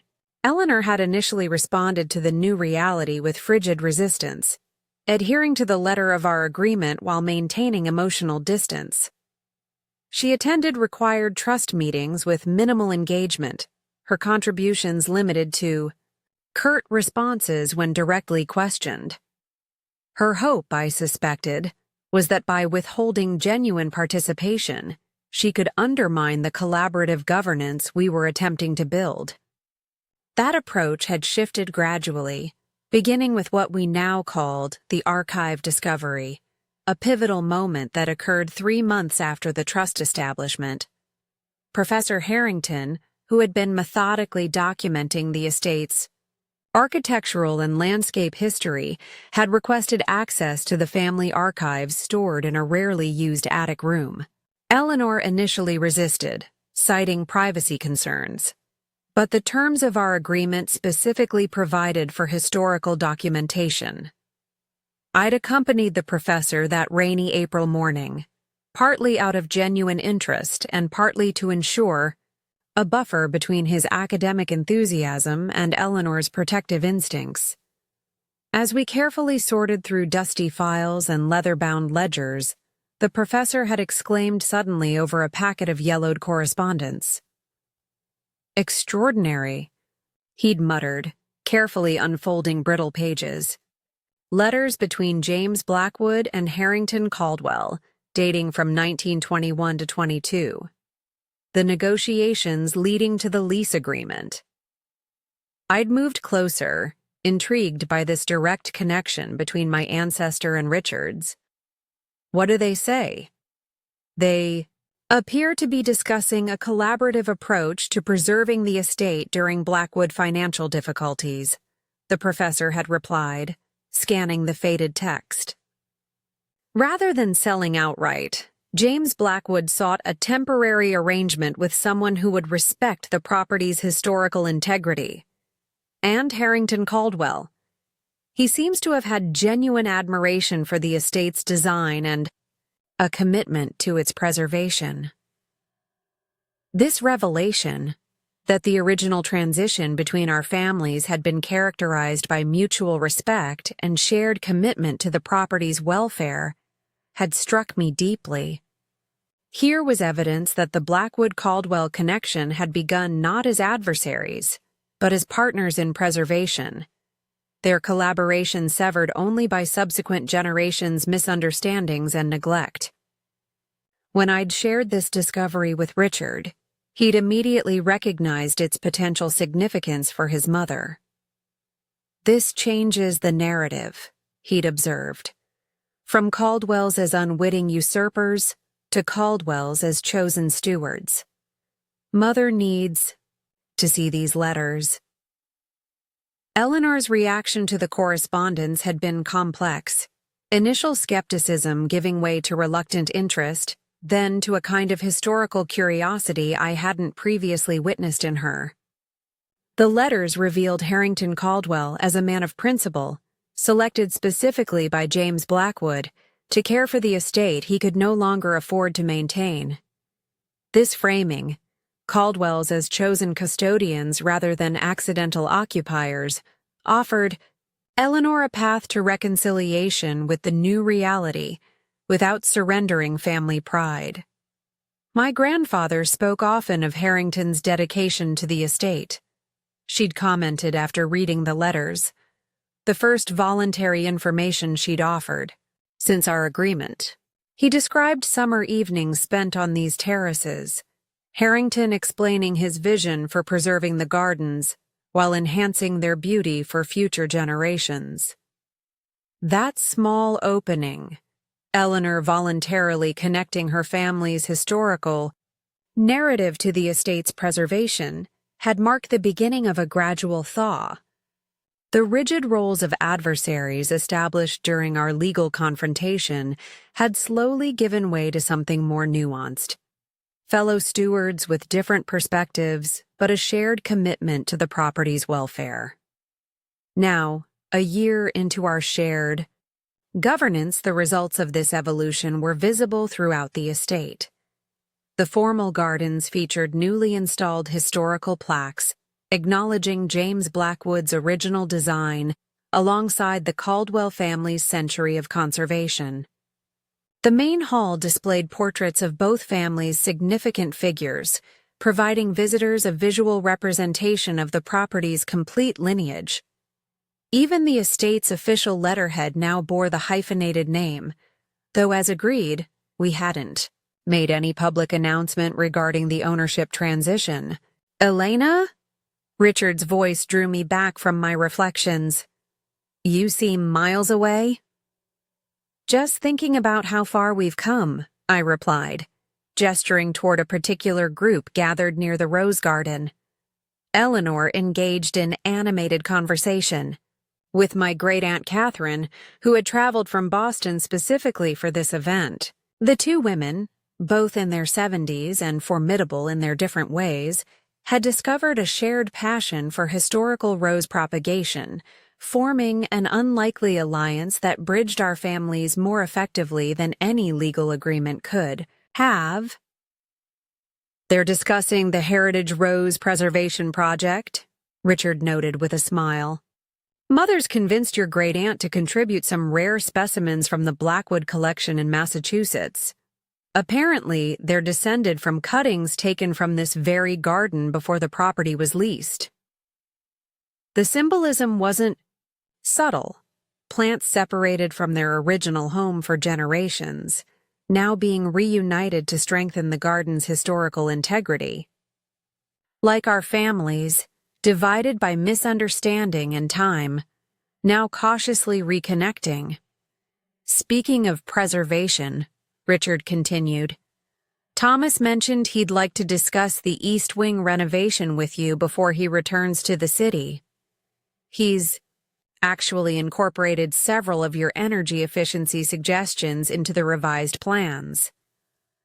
This, too, represented significant progress. Thomas, initially the most openly hostile to my claim, had gradually shifted to grudging respect, and now, to genuine professional collaboration. My background in property management, once dismissed as irrelevant or invented, was now acknowledged as valuable expertise in maintaining the estate's sustainability. I'll find him after I check on the educational trust display, I promised. The scholarship recipients are sharing their projects near the West Pavilion. You should come see them. The work they're doing is remarkable. The Blackwood Educational Trust had flourished over the past year, expanding its programs to support talented students from underprivileged backgrounds. The Trust's annual showcase had become a highlight of the garden party, with scholarship recipients presenting research projects, artistic works, and technological innovations developed with the Foundation's support. As I made my way through the crowd toward the West Pavilion, guests greeted me with warm smiles and genuine respect, a marked contrast to the sidelong glances and whispered comments that had characterized my early years as Richard's wife. Though the specifics of the ownership transition remained private as agreed, my position as co-trustee of the Blackwood Caldwell Estate was now established, my authority no longer questioned or undermined. The gold digger they had once dismissed had emerged as a woman of substance, capability, and vision. Not through dramatic confrontation or public triumph, but through consistent demonstration of competence, integrity, and genuine commitment to both the estate's welfare and the broader community it served. At the Educational Trust display, I was greeted by Maya Chen, our newest scholarship recipient, a brilliant young woman studying sustainable architectural preservation, a field that perfectly bridged my interests in historical conservation and practical modernization. Mrs. Blackwood Caldwell, she called, waving me over to her exhibit.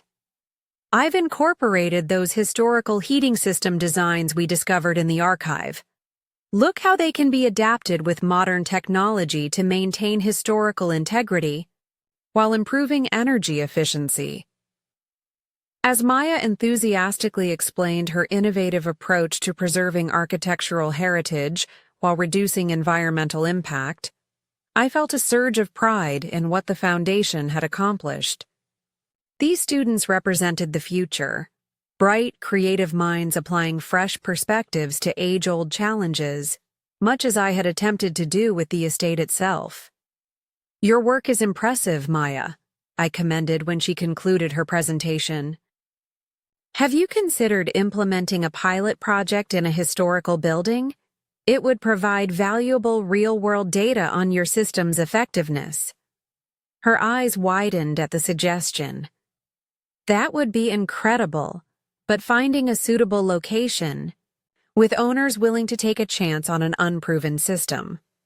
As it happens, I replied with a smile, I'm co-trustee of a Georgian estate with East Wing heating issues that's committed to both historical preservation and sustainable innovation. If you're interested, we could discuss a limited implementation as part of your final project. Maya's expression of stunned delight was worth every difficult moment of the past year's transition. This was the legacy I had fought to establish, not just recognition of historical ownership, but creation of a living heritage that continued to evolve, innovate, and contribute. As the afternoon progressed, I circulated through the gathering, checking on various aspects of the event while engaging with guests from both social and professional circles.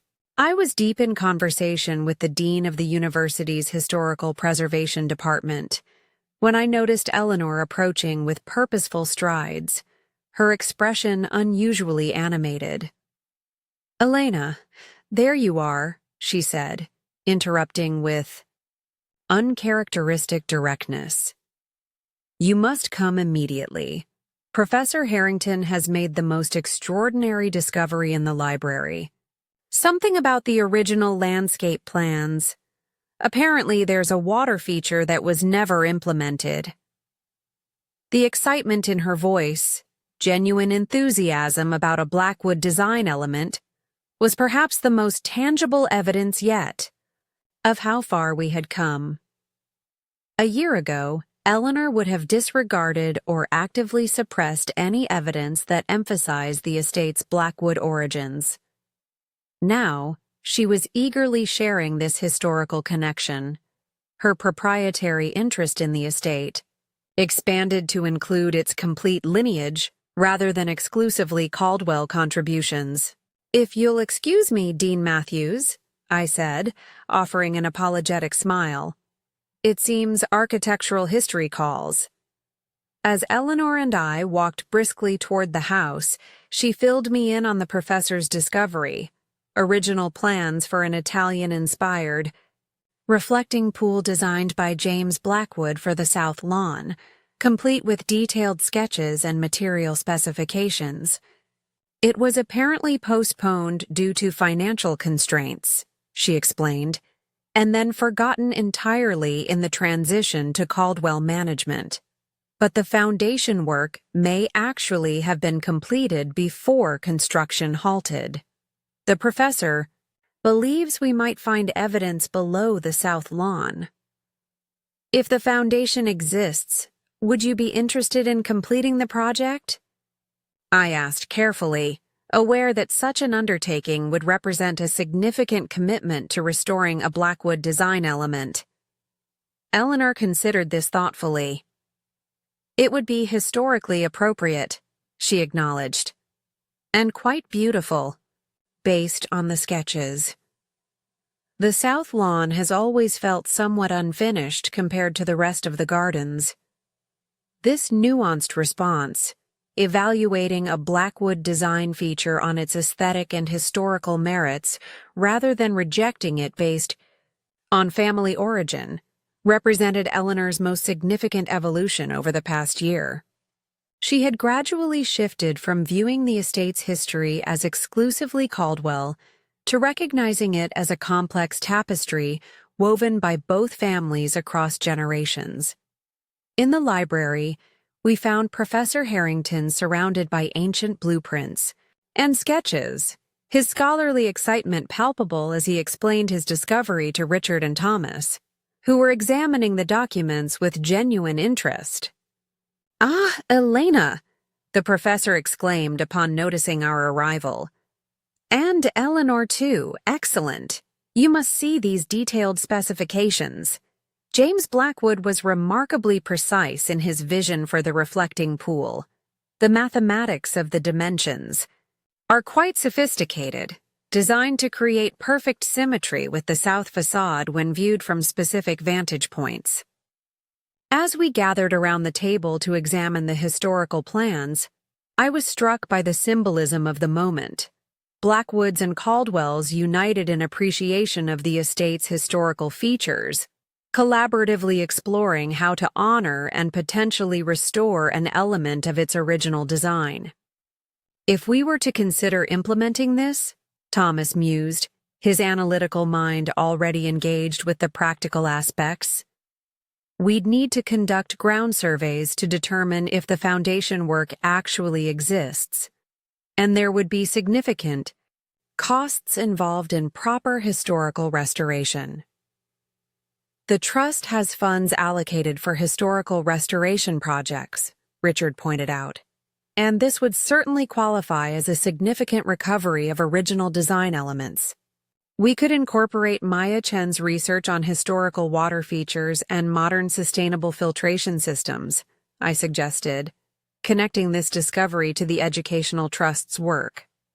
It would provide an exceptional real-world application for her scholarship project while ensuring the implementation respects both historical accuracy and environmental considerations. The conversation flowed naturally from there, a collaborative exchange of ideas, concerns, and possibilities, with each person contributing their particular expertise. Eleanor's knowledge of the estate's existing water management systems, Thomas's financial acumen, Richard's understanding of the Trust's restoration priorities, and my connections to emerging preservation technologies all wove together into a comprehensive approach to evaluating and potentially implementing James Blackwood's forgotten design. This, I realized, was what we had been working toward all along. Not just a legal arrangement that acknowledged historical truth, but a genuine partnership that leveraged the strengths, knowledge, and commitments of both families to enhance the estate's preservation and evolution.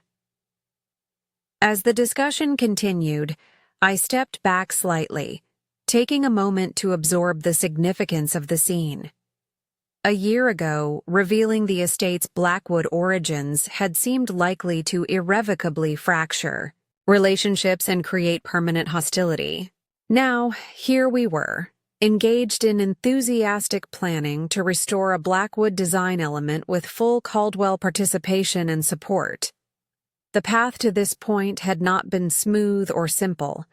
There had been difficult conversations, painful adjustments, and moments when the fragile trust between our families seemed in danger of collapse.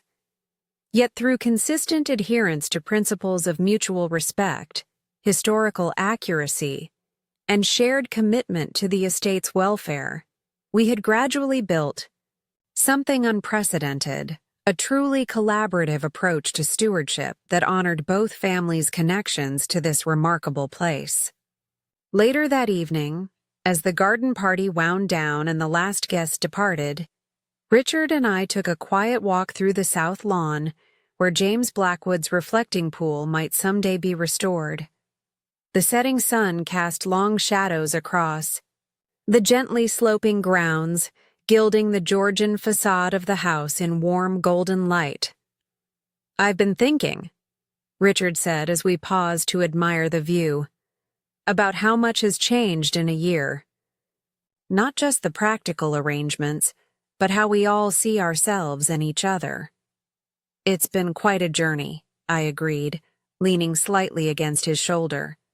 "From gold digger to respected co-trustee, from outsider to legitimate heir, from adversaries to partners." "You know what strikes me most?" he mused. "How unnecessary all the conflict was. If my family had simply acknowledged the historical truth from the beginning, recognized the Blackwood contribution alongside the Caldwell stewardship, we could have avoided decades of misunderstanding." "Perhaps," I allowed, "but there's something to be said for the path we actually traveled. The confrontation forced us all to examine our assumptions, to reconsider our understanding of legacy and belonging. I'm not sure we would have reached this level of genuine collaboration without first facing the uncomfortable truths that divided us. Richard nodded thoughtfully. You might be right. Mother would never have voluntarily examined her assumptions about the estate's history. Thomas would never have reconsidered his dismissal of your expertise. I might never have recognized how completely I had absorbed the family narrative without questioning its foundations. And I might never have fully claimed my own heritage and worth, I added. Might have continued trying to fit myself into the Caldwell mold rather than standing confidently in my own identity. We walked in companionable silence for a moment, contemplating how profoundly the past year had transformed us all.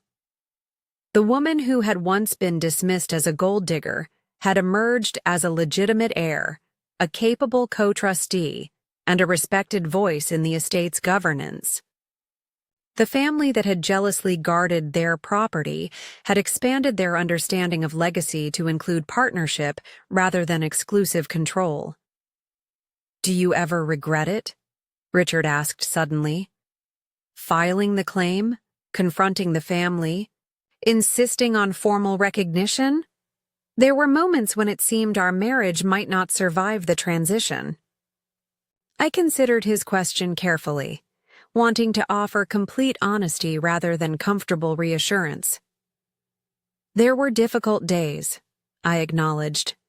Times when I questioned whether the truth was worth the strain it placed on our relationship and your family bonds.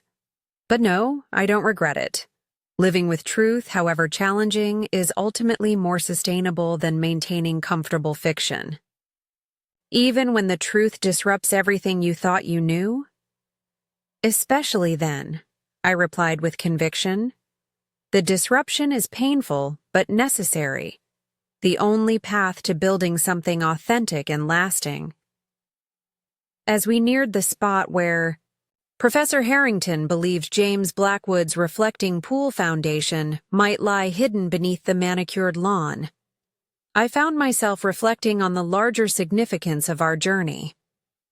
Beyond the specific circumstances of our families and this estate, there was a universal principle at work, the transformative power of acknowledging complete truth, even when that truth challenges established narratives and comfortable certainties.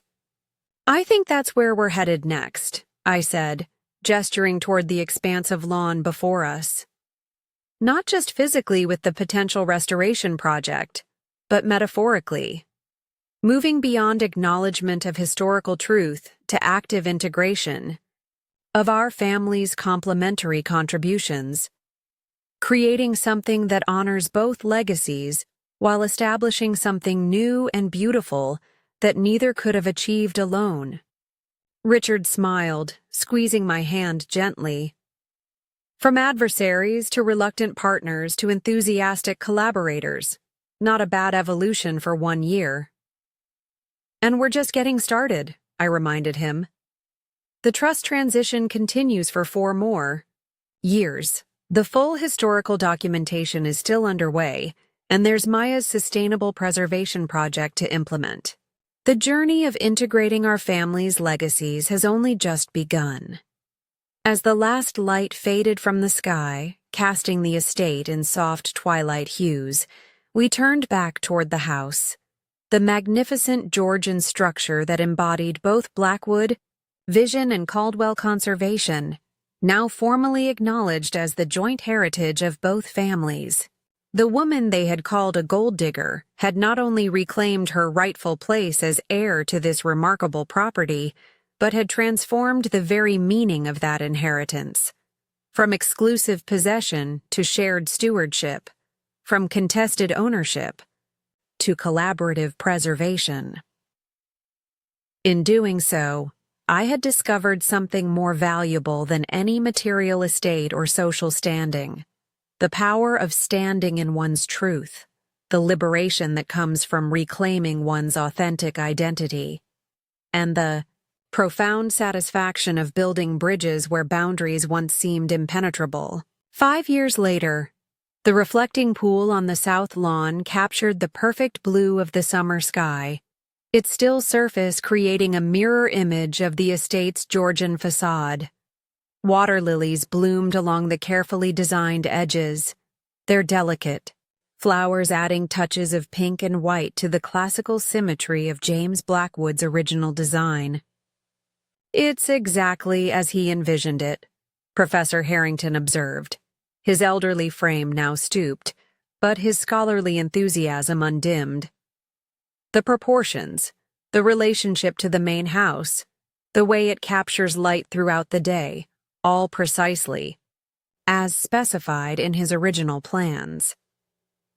With some modern improvements he would have appreciated," I added, gesturing toward the discreet, sustainable filtration system Maya Chen had designed as part of her doctoral work. Historical authenticity, with contemporary efficiency, the perfect balance we've been working toward. The completion of the reflecting pool represented far more than a simple restoration project. It symbolized the full realization of our journey, the successful integration of Blackwood design and Caldwell stewardship, historical accuracy and modern innovation, individual vision, and collaborative implementation. Today marked not just the official unveiling of this restored feature, but also the culmination of the 5-year transition period established in our original agreement. The Blackwood Caldwell Heritage Trust had now reached its final form, equal governance shared between our families, with both histories fully documented and honored throughout the estate. "Ms. Blackwood Caldwell?" A young staff member approached. Discreetly. "The trustees are assembled in the library for the final transition ceremony." I nodded my thanks, turning to the professor with a smile. "Duty calls. Will you join us? It seems fitting to have our most dedicated historical advisor present for this moment." "I wouldn't miss it," he assured me, following at his measured pace as we made our way toward the house. The library, once the scene of tense confrontation when my claim was first revealed, had been transformed into a space that visually represented the estate's complete heritage. Blackwood architectural drawings shared wall space with Caldwell, family photographs. The original lease agreement between our families was displayed alongside documentation of the Caldwell's century of conservation efforts. Books from both family collections filled the shelves, creating a tangible representation of our interwoven histories. Around the central table sat the members of both families who had participated in the estate's governance throughout the transition period, Eleanor and Thomas representing the older generation of Caldwells, Richard and I bridging the families through our marriage, and younger representatives from both lineages ensuring continuity into the future. "Welcome, everyone, to this significant milestone," Richard began as I took my seat beside him. "Today marks the completion of our 5-year transition and the formal establishment of equal partnership between our families in the stewardship of this estate." Eleanor, now approaching 80 but still regal in her bearing, nodded with dignified acceptance. The woman who had once dismissed me as a gold digger now acknowledged me as a legitimate co-trustee. Her initial resistance gradually transformed into reluctant respect and eventually genuine collaboration. "The documentation is prepared for final signatures," Thomas announced, sliding elegant leather folders across the table. "Once executed, these agreements formalize the equal governance structure that will guide the estate's management moving forward." As we each reviewed and signed the documents, I reflected on the remarkable journey that had brought us to this moment. From the painful revelation of the estate's true ownership to the careful negotiation of shared governance, from Eleanor's initial frigid resistance to our current functional partnership, Each step had seemed impossible until it was achieved, each breakthrough opening the door to the next evolution. "I would like to say something," Eleanor announced unexpectedly as the last signature was applied and the documents formally exchanged. All eyes turned to her, curiosity evident in every face. Eleanor rarely offered personal remarks in these formal settings, generally preferring to maintain professional distance despite our improved relations. "When Elena first asserted the Blackwood claim to this estate," she began, her voice steady despite the emotional weight of her words, "I viewed it as an attack on everything I held dear, my family's legacy, my lifetime of stewardship, my very identity as guardian of the Caldwell heritage." She paused, gathering her thoughts before continuing. "I was wrong. Not about the importance of the Caldwell contribution. Our family has indeed been faithful stewards of this remarkable place for a century. But I was wrong to believe that acknowledging the Blackwood Foundation somehow diminished the Caldwell conservation. This admission, public, unambiguous, and clearly heartfelt, represented perhaps the most significant evolution in our 5-year journey. Eleanor, the most resistant to the truth of the estate's origins, was now voluntarily affirming the value of acknowledging its complete history. "What Elena has taught us," she continued, nodding in my direction with newfound respect, "is that legacy is not a zero-sum equation. Recognizing the Blackwood origins of this estate does not reduce the Caldwell contribution. If anything, it enhances our understanding of what we have been preserving, the full historical significance of this remarkable property." The formal transition to equal governance was significant, but this moment of genuine acknowledgement, freely offered rather than reluctantly conceded, represented the true culmination of our journey. "Thank you, Eleanor," I replied, my voice steady despite the emotion I felt. "Your stewardship of this estate has been exemplary, and the Blackwood-Caldwell partnership we've established is stronger for having your wisdom and commitment at its foundation." With the formal business concluded, our gathering transitioned to a celebratory luncheon on the terrace overlooking the newly restored reflecting pool. As trustees and family members mingled in the summer sunshine, I found myself drawn to the balustrade, gazing out over the estate that had been at the center of such profound transformation. Richard joined me, champagne glasses in hand. "A penny for your thoughts?" "I was just thinking about journeys," I replied, accepting the glass with a smile. "How rarely they lead where we expect, yet often exactly where we need to go." "When you discovered the truth about the estate's ownership, did you ever imagine we'd end up here? Not with one family triumphant over the other, but with both unified in shared purpose?" I shook my head, considering his question. "Honestly? When I first learned of the Blackwood claim, I was focused on recognition, on correcting a historical wrong and establishing my legitimate connection to this place.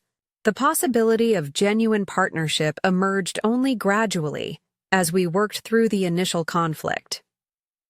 Yet, that partnership has created something neither family could have achieved alone," Richard observed, gesturing toward the reflecting pool that perfectly embodied our collaborative approach. Blackwood design brought to life through Caldwell resources, historical authenticity enhanced by contemporary innovation. "That's the most valuable lesson of this journey," I agreed. The gold digger they dismissed turned out to be the heir to a legacy they didn't fully understand. But rather than replacing one exclusive claim with another, we've created something richer and more meaningful through integration and mutual recognition. As the celebration continued around us, I reflected on the woman I had become through this process.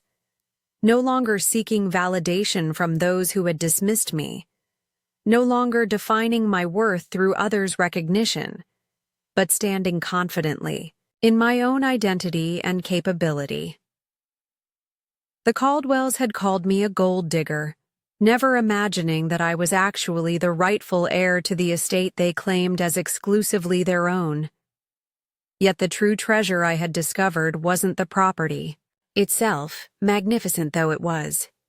It was the strength that comes from reclaiming one's authentic heritage, the liberation found in standing firmly in one's truth, and the profound satisfaction of transforming conflict into collaboration.